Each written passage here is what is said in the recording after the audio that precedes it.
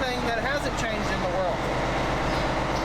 One of the major developments, at least pertinent to what I'm doing today, is that this truck got a new head put on, which is part of the reason that I've not been too productive over the last couple months, and my hand injury has not helped that at all either. Hopefully I remember how to drive these things.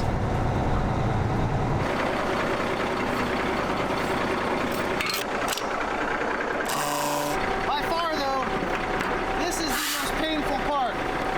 Not physically, but financially. Diesel fuel is not cheap. It's also been extremely wintry, to say the least. Snow and ice makes it hard to haul.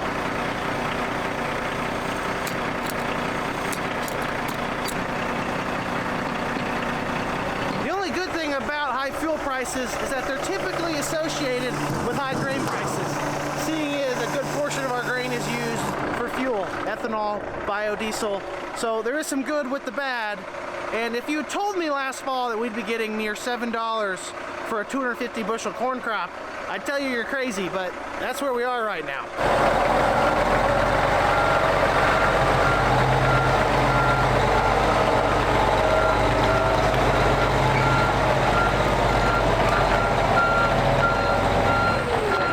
The conveyor that we typically use to load out of our bins is at a bin site about 5 miles to the southeast of here.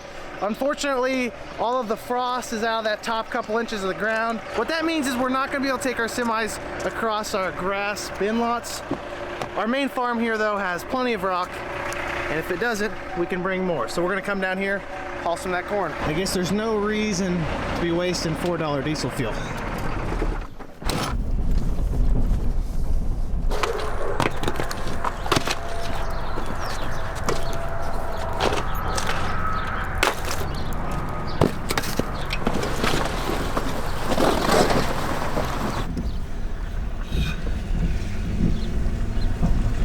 There are some places across the country and within the state of Illinois that are pretty dry.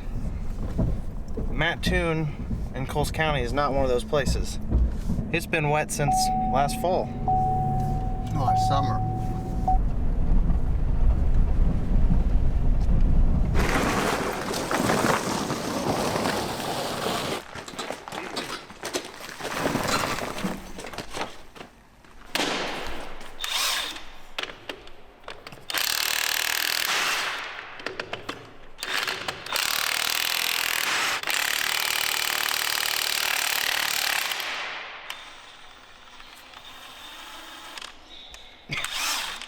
How the hell that happened? Hard to loosen the bolts when the gun's set to tighten. Someone's been doing a little spelunking with the backhoe and seems to have gotten a flat tire. Per hour operated, the backhoe definitely gets the most flat tires. The backhoe was a key part of our tornado cleanup crew. So having a few nails in the tires, not that questionable. Which we did get that done. Had about 60 or 70 man hours involved. If this sweet hat has caught your eye and you want to support the channel, head over to farmfocus.com, check out all of the great content creators, but of course stop on aTrippyFarmer, buy some merchandise. I think it's pretty sweet. I do enjoy a nicely designed hat. It's all some grain.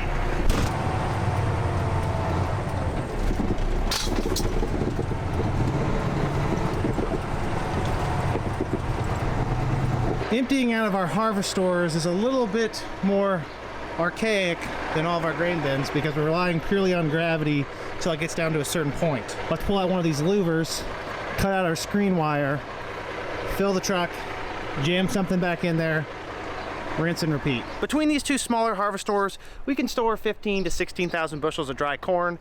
They are high priority for us to get empty though because they're not as good at aerating and storing corn for a long time. These are a hard floor with a few vents on top and only a small port that we have on the side to pull air through.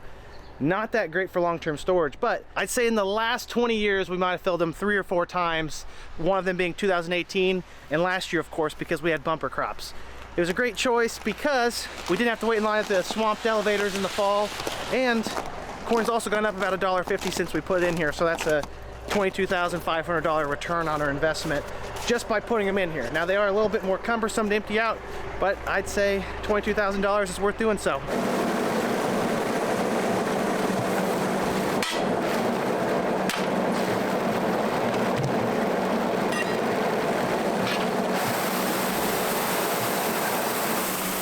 The only thing that gives this backhoe conveyor a run for its money in terms of reaching maximum efficiency. None of our out augers are big enough or have a high enough capacity to run this thing full. A gravity-fed door on the harvester, though, completely different story. These harvesters were built in a different era on our farm. Now we only grow row crops, corn and soybeans. We used to have a larger size head of cattle, I believe 600 or 700. We'd use these to store silage and earlage. Now we don't do any of that anymore. We have a lot of harvesters that are either gone or we just don't use them. These small ones, though, we can make use of. We've got a bumper crop and we want to have some more storage. Not the greatest, but it's better than paying storage at the elevator. Oh, great. There's my workers' comp claim already. Well, there's another 2 months off of work.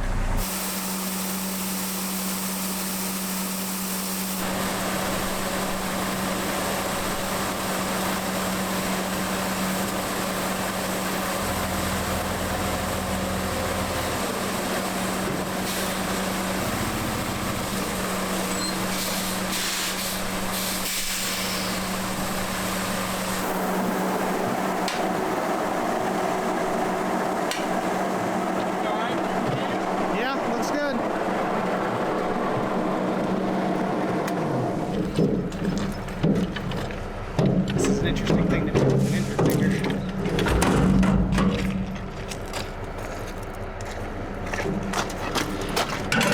Since we have a new head, water cooler, and a few other engine components on this truck, we're going to take it easy these first 4 or 5 loads.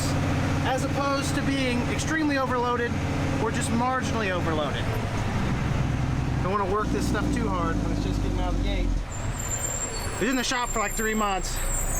Really would prefer not to have it in the shop again. Time to go to the elevator.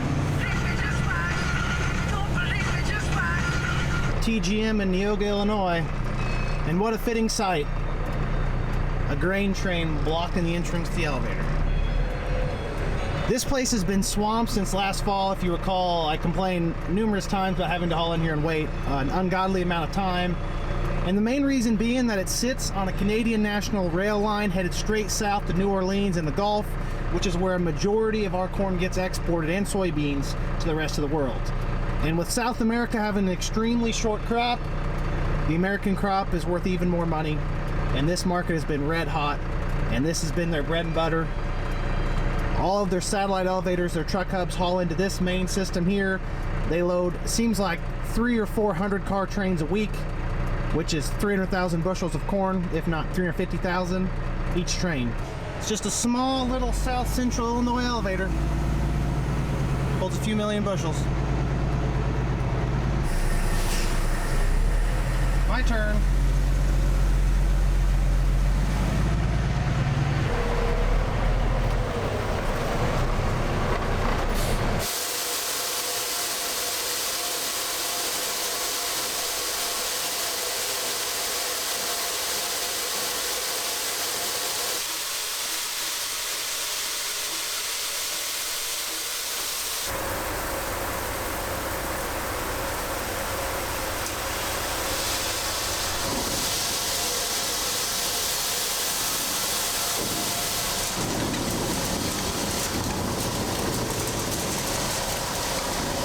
And that, folks, is what $5,000 of corn looks like going into the pit at the elevator.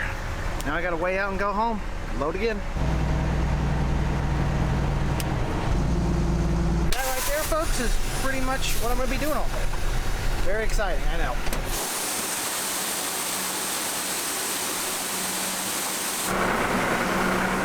This looks like a good place out of the elements to use the restroom. Attempting to use the restroom with overalls, jeans, and multiple layers underneath, zippers, not to mention injured fingers. It felt kind of like trying to solve a Rubik's Cube. And it's also quite a bit warmer than I was expecting. It's already 40 degrees, and these are like 0-degree weather clothes. So I'm gonna strip out of this layer, feel more functionality and comfort. I need a degree to get out of these things. There we go.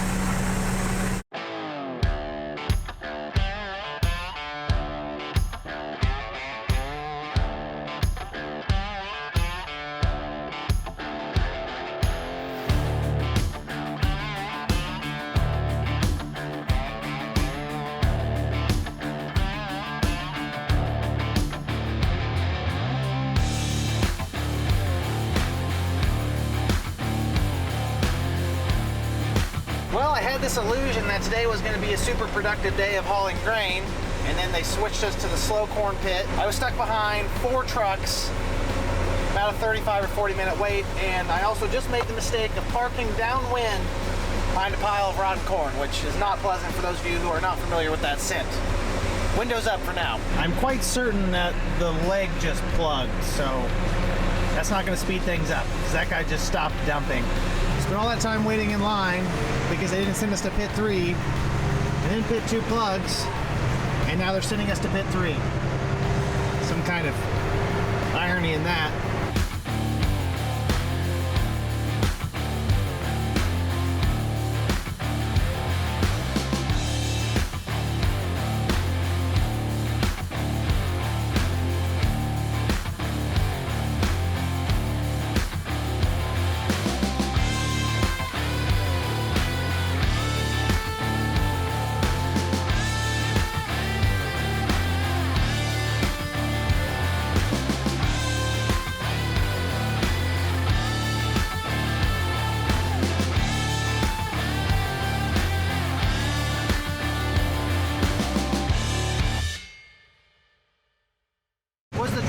Completely unnecessary for such an underwhelming task? Yeah, probably.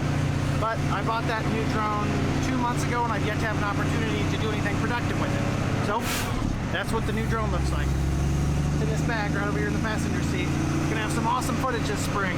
This defrosting weather has certainly made it a little bit sloppy here, even on the rock. We might have to do some supplemental rocking.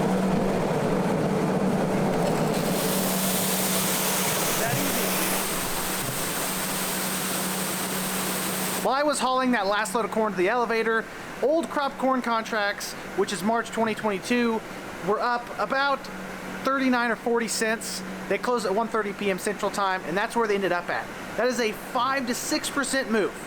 Soybeans were a little bit less percentage-wise, but it was still a 45 or 50 cents movement.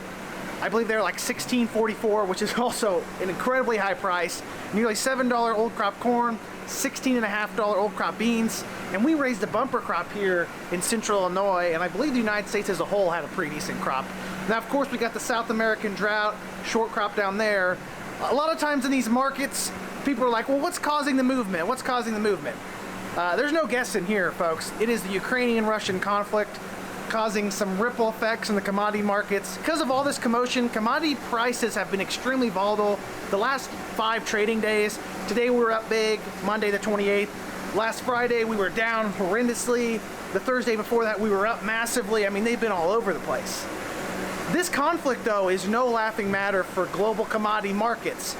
Ukraine, although they seem very insignificant compared to Russia just based on the way the Russians are talking, they are a massive agricultural component to the world.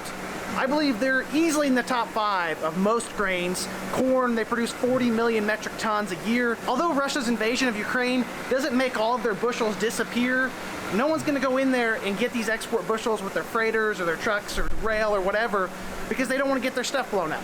Not to mention, these farmers in Ukraine are due to plant their corn crop here very soon. They're on a similar schedule as us here in the United States, and if there's tanks going around, artillery, bombs, whatever, no one's going to be planting. To put it simply, this is extremely bullish for commodities. Corn, soybeans, and wheat are going to be much higher when it's all said and done. But on the back end of things, it's going to hurt us on input prices. Fuel is going to be higher. And of course, Russia is a massive exporter of fertilizer. Higher fertilizer prices, which are already sky high. Next year is going to be very interesting. Not this crop, but the one after. We are locked in at very friendly prices here on our farm. If you go back to my anhydrous video in the fall, I talked about how that saved us so much money by getting that on. Prices have doubled since we applied that nitrogen on our farm. What we paid back then wasn't even close to $1,000 per ton. I'm not even sure if you went out today if you could get nitrogen bought for $1,500 a ton. It's probably $1,600 or $1,700, and this war, or whatever you want to call it, Russia, Ukraine, not helping anything. I could talk for hours about all the things that are going on in agriculture right now, but in the effort to save time and not to bore you, that's enough for a day.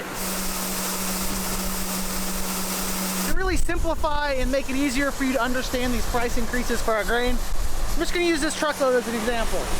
3 or 4 years ago right now, we'd have been lucky to get $3,000 a load. Just this last October, $4,500 a load. Today, if this was not contracted and I took it to the local elevator and sold it, it'd be worth easily over $6,000 a load. That's how much things have increased with all the stuff going on in the world. Now, like I said, there's a lot of things on the backside that are making it harder for us as farmers. Logistically, input prices, it kind of balances out. But gotta take the good with the bad. This is the 3rd different pit they've had me dump at today. Must be moving grain all sorts of different directions.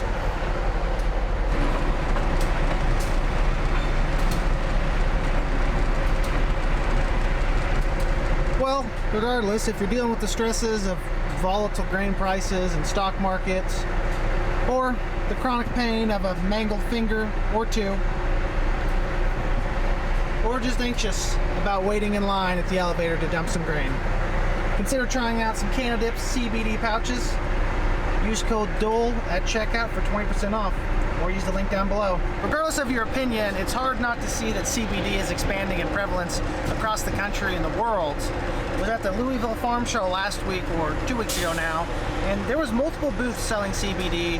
Seems to be finding its way into more and more households. Definitely something worth trying out, especially if you're a chewing tobacco person, which is a terrible habit, and this is a great alternative. Again, code DOLE at checkout, 20% off. It's a great deal. Please try it. That was a pretty good day of hauling corn, 4 loads. Historically speaking, not the most productive. Usually we don't have to try too hard to get 6 or 7 loads down there, but ever since they started pumping out all this export corn on the rails, constantly loading these trains, just can't keep up because they're kind of slow there. They've got a decent basis though because of all that business, and it's just a price to pay. Besides, any progress is better than no progress. We're done with all of our productive work for the afternoon, but since I got the drone out, I was gonna go visit a few of our visiting snow geese. Just a couple handfuls of them out on our farm right now. Let's see if we can sneak in and do some recon. Everyone always asks what drone I use. Well, I've just upgraded to a DJI Mavic 3, and I'm big-timed it now. I've got a self-contained remote control that does not have to use my phone. Wonder if this is gonna scare him. Doo-doo-doo-doo-doo. Just a friendly duck flying over to see what the geese are up to. Quack, quack, quack, quack. Seems believable. Yeah, not even that many of them out there.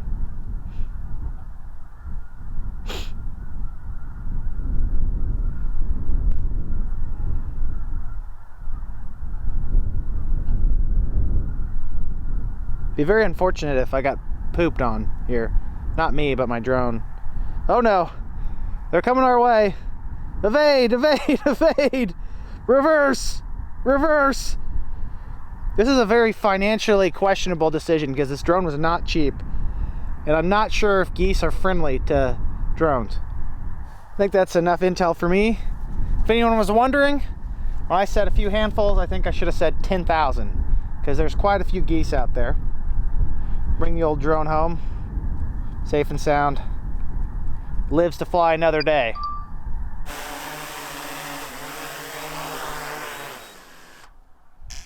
Good work, comrade. I don't think there's anything wrong with having a little fun at the end of the day.